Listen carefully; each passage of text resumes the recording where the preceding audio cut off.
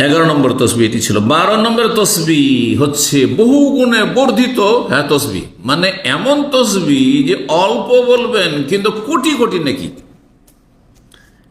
এটা 2 রকমের রয়েছে। 12 নম্বরে একটি তসবি যেটি বর্ণনা করব সেটি হচ্ছে নবী সাল্লাল্লাহু আলাইহি ওয়াসাল্লাম থেকে বর্ণিত। নবী সাল্লাল্লাহু আলাইহি ওয়াসাল্লামের সহধর্মিণী একজন ছিলেন জুয়াইরিয়া রাদিয়াল্লাহু তাআলা আনহা। একদিন ফজর পড়ার পরে তিনি জিকির আজকার করতে আছেন, সুবহানাল্লাহ, আলহামদুলিল্লাহ, যত জিকির আজকার করতে আছেন। নবী সাল্লাল্লাহু আলাইহি ওয়াসাল্লাম একবার দেখলেন, ফজর পরে দিয়ে চলে গেলেন। তারপরে একবারে চাষতের সময় হয়ে গেছে, মানে 8টা-9টা হয়ে গেছে, কয়েক ঘন্টা ধারণ হয়ে গেছে দোহার সময়। আবার ফিরে এসে দেখছেন ওই অবস্থায় জিকির আজকার করতেই আছেন জুয়াইরিয়া রাদিয়াল্লাহু তাআলা আনহা, বসেই আছেন মুসাল্লাতে। তখন বললেন মা জুয়াইরিয়া রাদিয়াল্লাহু তাআলা আনহা কি হাদিসে রয়েছে, মাজিলতে আলাল হারিল্লাতি ফারাকতুকা আলাইহা, এখন ওই অবস্থায় বসে আছো যে অবস্থায় তোমাকে দেখে গেছি আমি সকালবেলা? কালাত নামে, হ্যাঁ, ওই জিকির আজকার করতে আছে। কাল লাকাদ কুলতু বাদাকা আরবা কালিমাত সালাসা মাররাত, আমি 3 বার বলেছি তোমার এখান থেকে যাওয়ার পরে 4টি বাক্য, শুধু বেশি না, 3 বার বলেছি 4টি বাক্য, বলতে 1 মিনিটও লাগবে না, 1 মিনিটের কম লাগবে। আর তোমার চাইতে বেশি নাকি পেয়ে গেছে, তোমার চাইতে বেশি নাকি। তো মানুষের এলেম থাকলে এটাই ফায়দা। এলেম থাকলে আপনার যদি শর্টকাট রাস্তা জানা থাকে, আপনাকে যেতে হবে এখান থেকে ধরেন গভর্নর হাউসের কাছে। একসময় আমি 2000 সালে একবার এমন সময় নামলাম, চিন্তা করলাম যে একটু হাঁটি, বাস স্ট্যান্ডে নামলাম সামপুর থেকে, সোজা হাঁটা দিলাম, রোড দিয়ে যদি হেঁটে আসি তো অনেক দূর হয়ে যাবে। সোজা আমি জানছি যে এইদিকে আমার ইসলামিক সেন্টার, সোজা ওই লেডিস মার্কেট দিয়ে একবারে ঢুকে বাঁকার হেঁটে আসার সোজা পৌঁছে পারি। কথা বুঝতে পেরেছেন?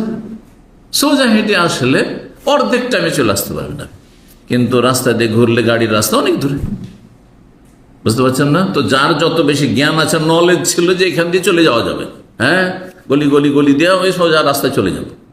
তো ওই রকমই যার কোরআন হাদিসের যত বেশি এলিম আছে সে শর্টকাটে অনেক নেকি পেয়ে যাবে।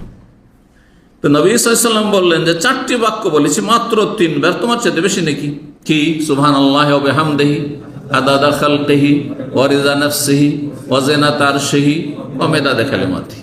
সুবহানাল্লাহি ওয়া বিহামদিহি আদাদা খালকিহি, তার 4টি হবে। সুবহানাল্লাহি ওয়া বিহামদিহি, আল্লাহর প্রশংসা করছি কিসের সাথে সাথে না, প্রশংসার সাথে সাথে তাসবিহ করছি। আদাদা খালকি, তার সৃষ্টির সমান, যত সৃষ্টি রয়েছে, কত সৃষ্টি রয়েছে চিন্তা করুন, শুধু মানুষ না, সমস্ত সৃষ্টি, গাছপালা, সমস্ত কিছু পৃথিবীর, এক কথায় আদাদা খালিক। ওয়ারেজা নাফসিহি, এতটা পরিমাণ তাসবিহ আর প্রশংসা করছি যাতে আল্লাহ রাজি হয়ে যান। ওয়ারেজা নাফসি ওয়াজেনা, তার এত পরিমাণ তাসবিহ করছি যাতে কি হয়ে যায়, আল্লাহর আরশের ওজন সমান হয়ে যায়। সুবহানাল্লাহ।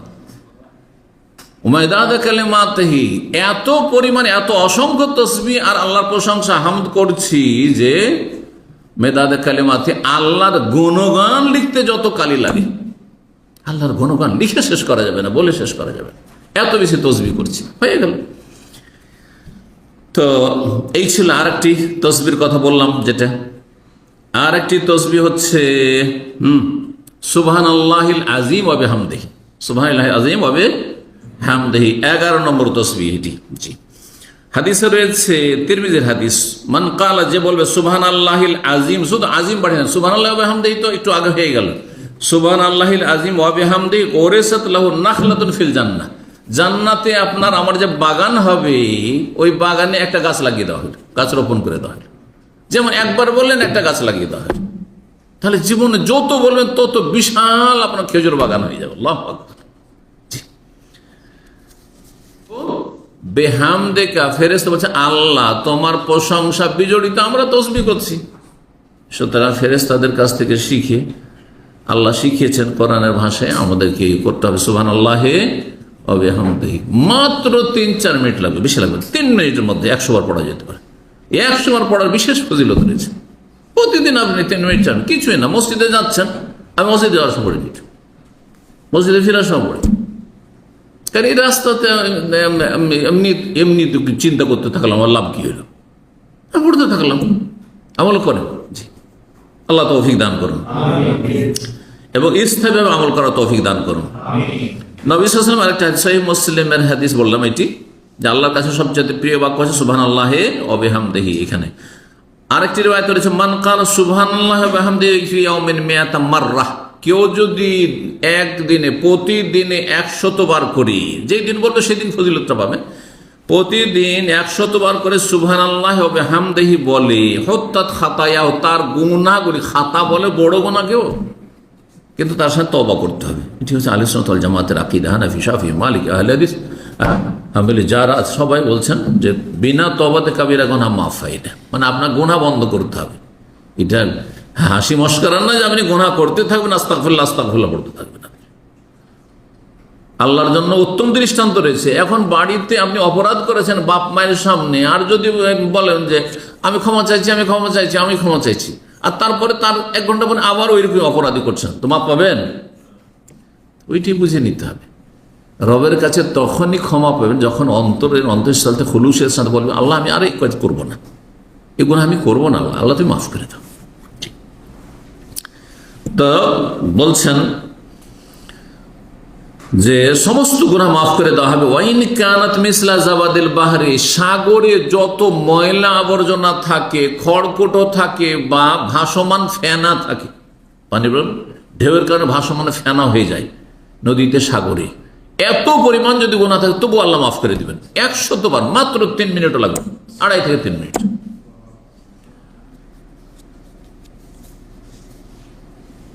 সহিহ বুখারী মুসলিমের হাদিস।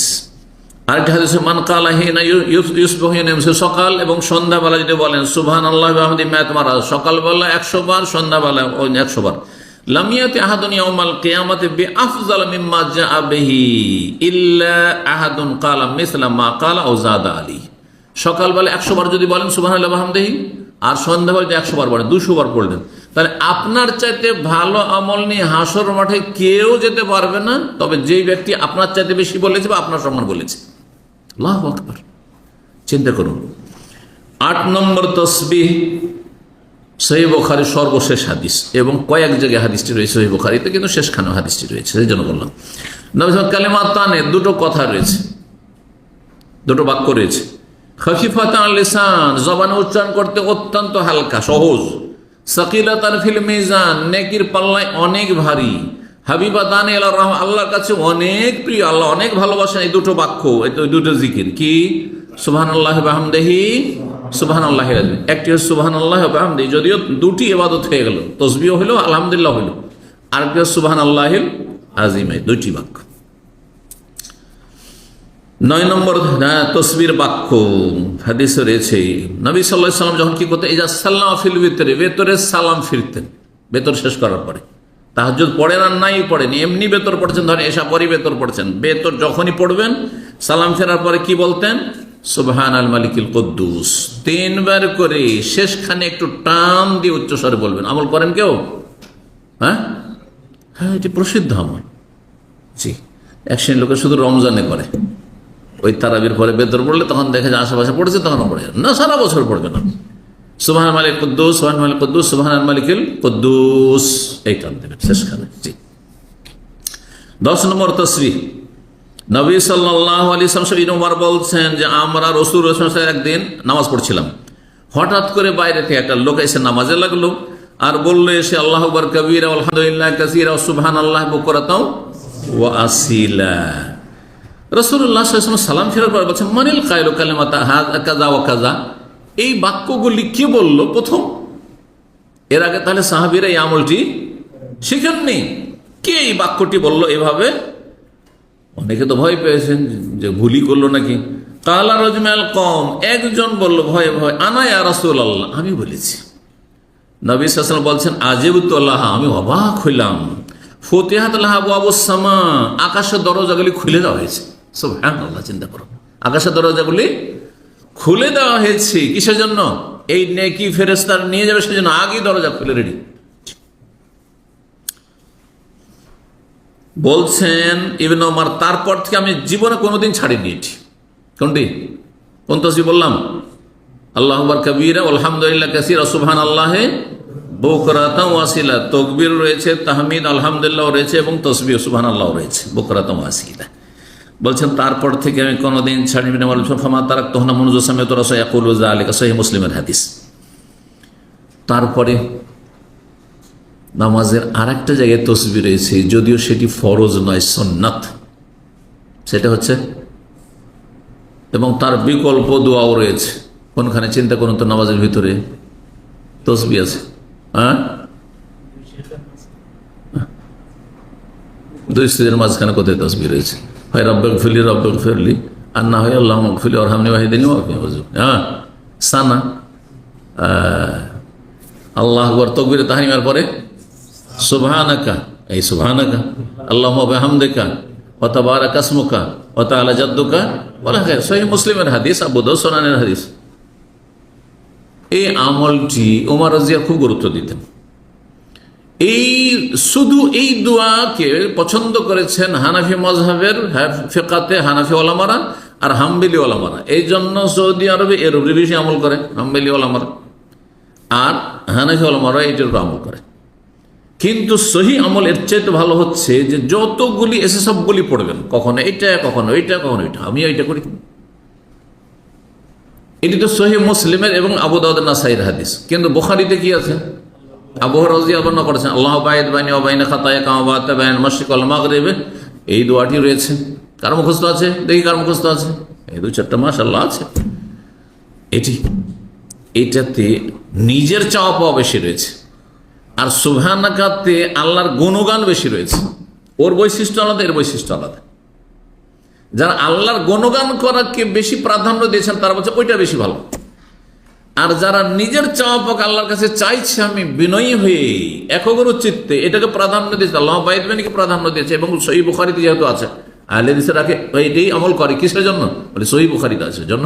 তা ঠিক আছে, এতে নিজের চাওয়া পাওয়া আছে। আচ্ছা, নিজের চাওয়াকে মানুষ বেশি পছন্দ করে না গুণগান বেশি পছন্দ করে?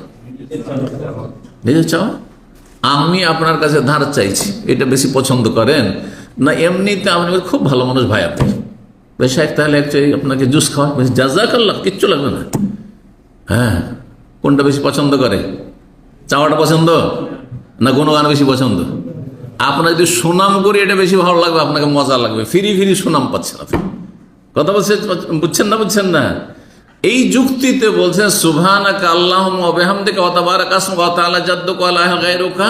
এতে কিছু চাওয়া নেই, শুধু আল্লাহর গুণগান, হ্যাঁ, মহিমা, পবিত্রতা ঘোষণা, প্রশংসা করা। কিন্তু আল্লাহ বা'ইদ বাইনি ওয়া বাইনা, গুনাহকে আল্লাহ, গুনাহ থেকে আমাকে দূরে রাখা, যেমন পূর্ব পশ্চিমের দূরত্ব, ক্লিন করে দাও, সাফ করে দাও। হ্যাঁ, চাইছেন আল্লাহর কাছে। যারা চাওয়াকে প্রাধান্য দিয়েছে অথবা সহিহ বুখারী হাদিসকে প্রাধান্য দিয়েছে তারা এটি পড়ে। সবগুলি আমল করবে, এটা বেশি ভালো।